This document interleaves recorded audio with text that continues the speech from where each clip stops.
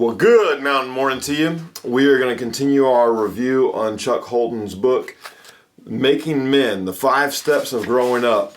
And today in the 5 steps, we're going to be discussing the subject of honor, coming up on Man Stuff Monday.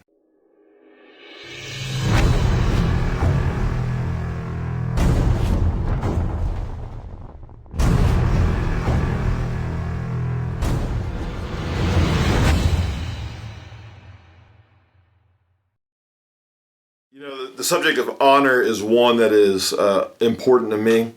As a pastor, as a leader at my church, man, one of the things we endeavor to do is to create a culture of honor where we honor one another and we extend honor. We learn to not just to honor up to people who are our leaders or are over us, but we also honor sideways to our contemporaries, our peers, but also honoring down to people who may be younger than us or in different positions in life that, in the world we may not extend honor to, but as believers, as people who have been honored by God, we want to extend honor up, sideways, and to anyone else. So today in this discussion of honor is one that I'm particularly excited about. Look forward to discussing it with you guys. Once again, there's an Amazon link for this book in the description below.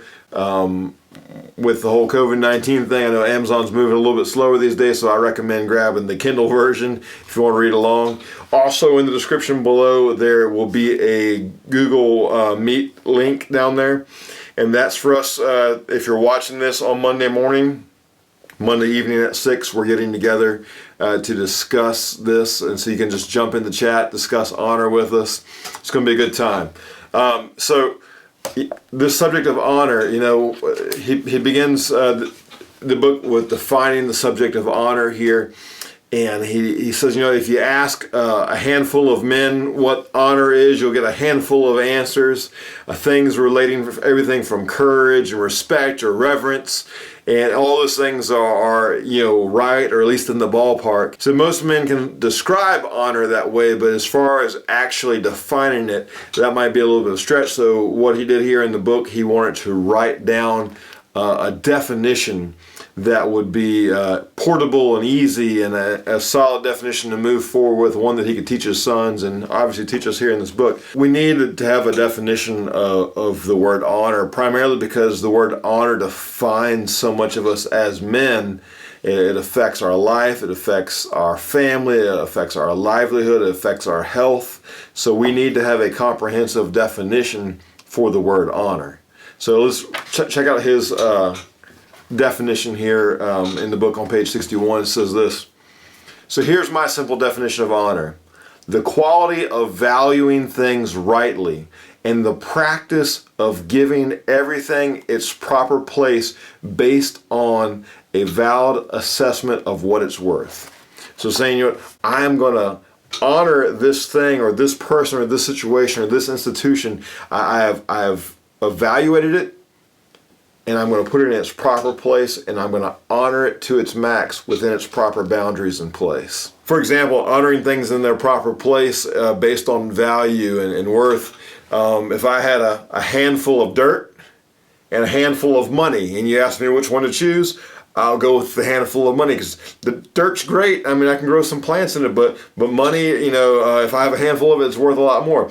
Now, if I had a handful of money and you said I should choose between that and a person in my life, a good friend, sorry, money, but people are more valuable than money. Now, if you say evaluate my friend versus my wife, well, my wife is worth way more to me than that friend. So you kind of see where we're going here with being able to evaluate value and worth and how we can honor and place things in our life because of that discussion of value. As we discuss this life of honor and the honorable life, one of the things you'll find is that a life of honor is one that is spent on things that really matter. To honor something or somebody is to put it in its proper place and to ascribe the value that it's due. Jesus tells a story in the gospel that we know as the pearl of great price. A man finds a pearl in the field, he hides it, he goes and sells everything, buys the field, and values that pearl.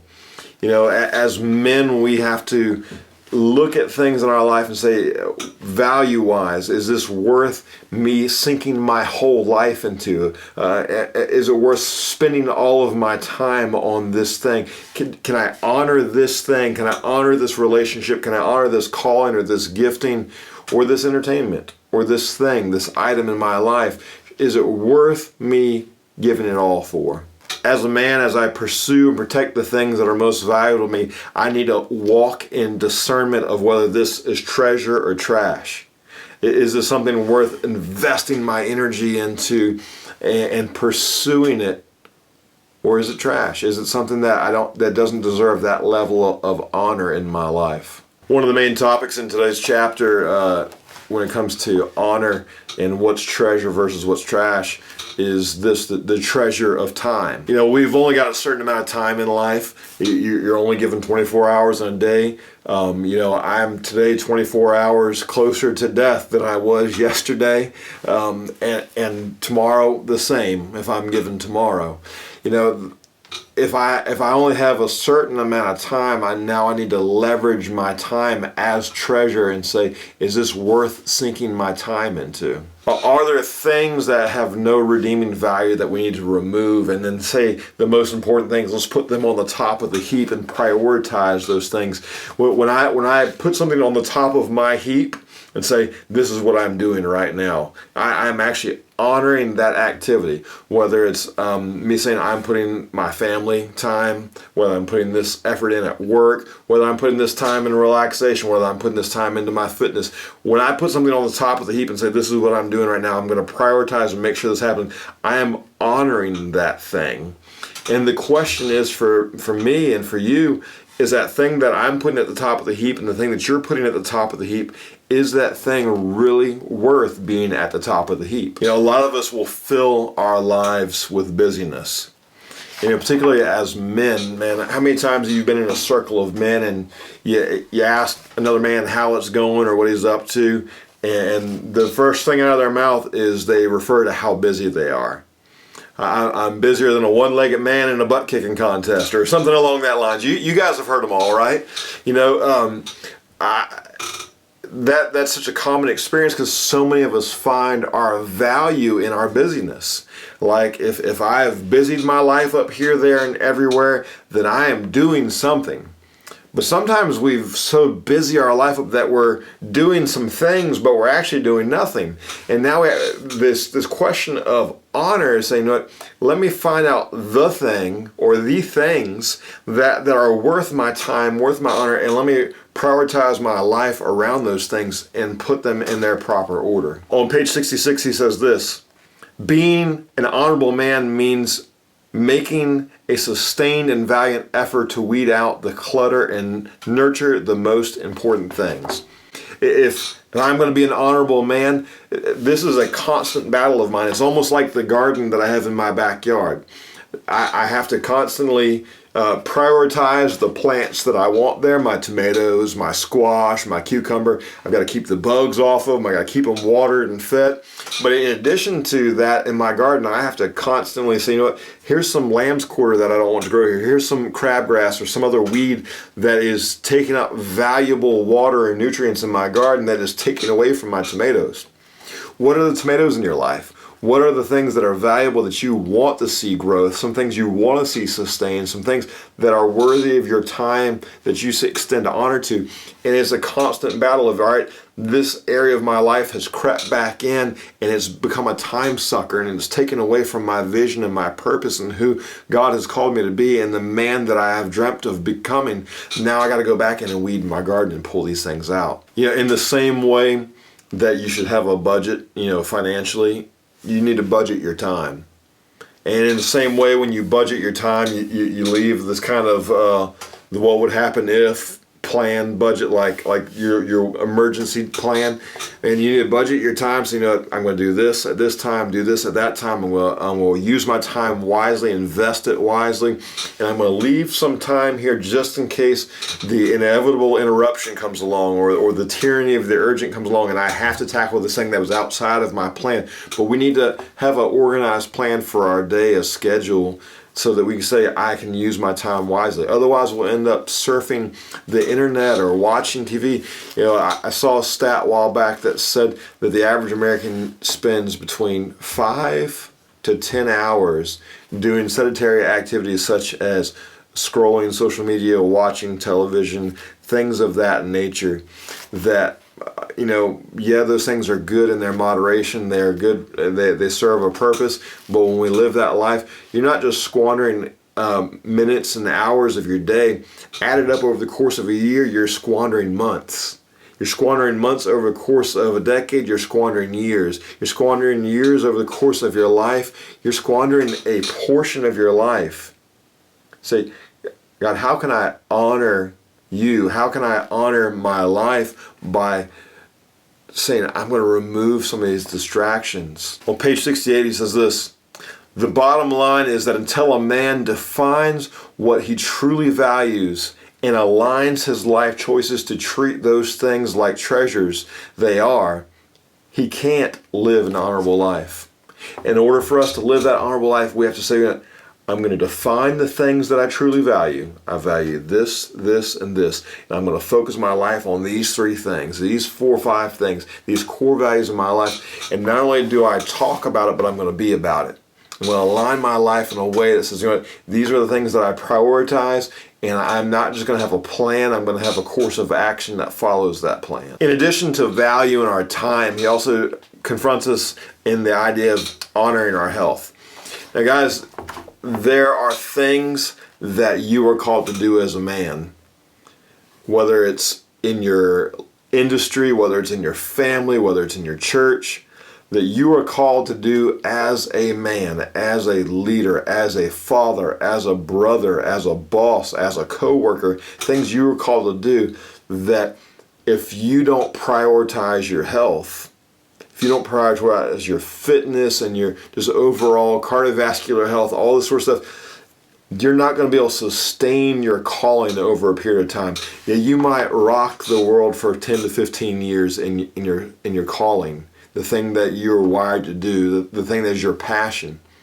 But if you can say, I'm going to prioritize my health, you're extending your ability to influence. You're extending your ability to be a warrior and fight for your family. You're extending your ability to expand the kingdom of God. You're extending your ability to do these things as you prioritize your health. Men, if you're the kind of guy who has made it this long in a talk like this, you're the kind of man that is looking to not only improve himself, but you're the kind of man who wants to improve others. You're the kind of man who wants to live a life of honor to bless everybody. And if you're that kind of man, we need you around. We need you around longer than you would be if you lived a sedentary life, that you have not honored your fitness and your health. Please honor your fitness and your health, not just for your own sake, not just for your own comfort and well-being, but for the world around you. We need you, sir, to live longer and healthier and stronger.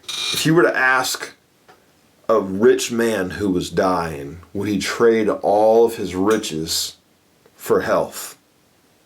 To a man, they'll trade those riches for that health again. We don't work out to prove ourselves to God. We don't work out to prove ourselves to one another. In fact, as masculine as it seems to go in there and throw some iron around and lift weights and do athletic exploits, we're not working out to prove our manhood. We work out. We prioritize our fitness. We are concerned about health, not to prove our manhood, but to sustain the things that our manhood requires of us. There's an analogy I like to use when I talk to folks about motivation.